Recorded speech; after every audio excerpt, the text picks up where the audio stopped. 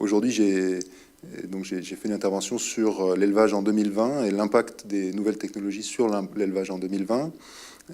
C'est une question difficile, mais il y a quand même des tendances qui sont identifiées. D'abord dans la transformation de l'élevage lui-même, au sens général, qui vont avec sa spécialisation, son agrandissement et son intensification.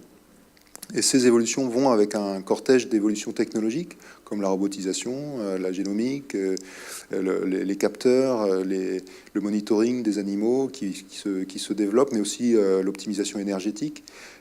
Et ces évolutions vont avec des optimisations et des systèmes numériques.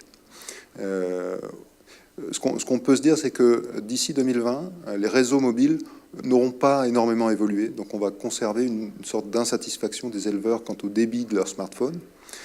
Cependant, les éleveurs s'équipent beaucoup en smartphone et pour moi, ça va se généraliser, atteindre peut-être 80% des éleveurs. Il y a d'autres réseaux qui ne sont pas les réseaux mobiles qui se développent, c'est les réseaux bas débit pour les objets connectés.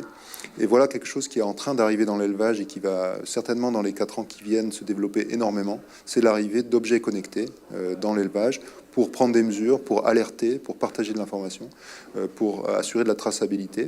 Donc pour ce qui est spécifiquement de l'alimentation animale et des opérateurs économiques en alimentation animale, il y a plusieurs choses qui se préparent. La première, c'est probablement le e-procurement, c'est-à-dire le e-commerce entre l'entreprise d'élevage et l'entreprise d'alimentation animale.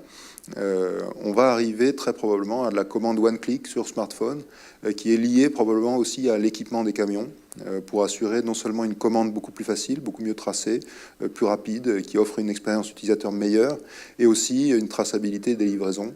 Une autre évolution qui se présente, c'est une évolution en termes de conseil. Le conseil et la vente, ce sont deux choses qui sont indissociables.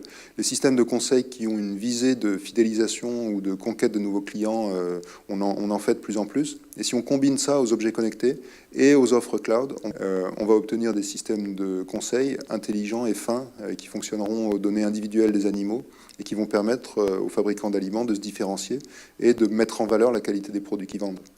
Alors les entreprises aujourd'hui identifient qu'il faut qu'elles protègent leurs données, mais elles ont de plus en plus intérêt à les partager et à les partager notamment en termes de filière. C'est la compétitivité de la filière entière qui a intérêt à ce que ces entreprises d'amont en aval sachent partager des données.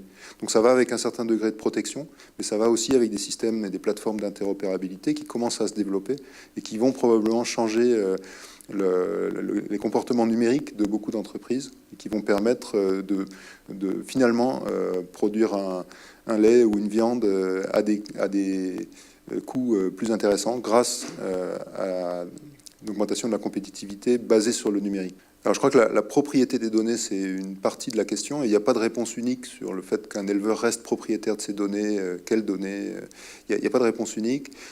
Par contre, ce qui peut créer de la valeur, c'est plus le service que la donnée sur laquelle il est basé.